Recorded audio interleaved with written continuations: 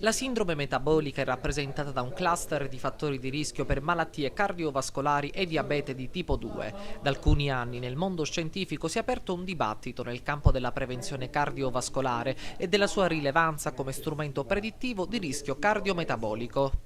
Tale problematica inoltre presenta un aumento della prevalenza nelle regioni meridionali ed in particolare nel sud e nelle isole dove la presenza del tessuto culturale è più fragile. Un convegno si è svolto ieri il cui scopo è stato quello di approfondire una serie di aspetti fisiopatologici e clinici di questa sindrome al fine di cogliere di essa l'aspetto unitario del coinvolgimento sistematico di organi ed apparati, per fornire al medico un potente strumento predittivo di rischio cardiometabolico.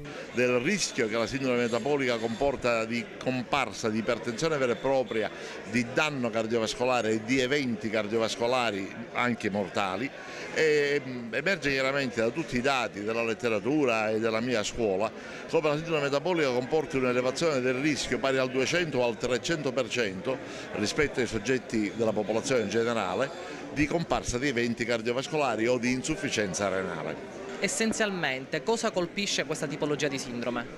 Allora, la sindrome metabolica è fondamentalmente un'aggregazione di alterazioni metaboliche che incidono in uno stesso soggetto, che spesso sono di entità limitata, una modesta ipertensione, una modesta alterazione dei lipidi plasmatici, una modesta iperglicemia, che hanno una base comune, fisiopatologica comune, che è un'alterazione del metabolismo dell'insulina, e che alla fine concorrono tra di loro per incrementare notevolmente il rischio cardiovascolare. Quindi sono soggetti che spesso vengono sottostimati. Chi colpisce principalmente la sindrome metabolica e quali sono le prime avvisaglie per capire di essere affetti da questa tipologia di malattia? La sindrome metabolica colpisce in genere i soggetti che hanno da 40 anni in su, ma la prima avvisaglia è l'aumento del peso corporeo, soprattutto l'aumento della pancetta negli uomini e l'aumento della pancia nelle donne. Le donne in Sicilia sono più colpite da sindrome metabolica rispetto agli uomini, e questo dipende da un eccesso di introduzione di calorie con la dieta. Insomma, per dirla con parole povere, mangiamo troppo.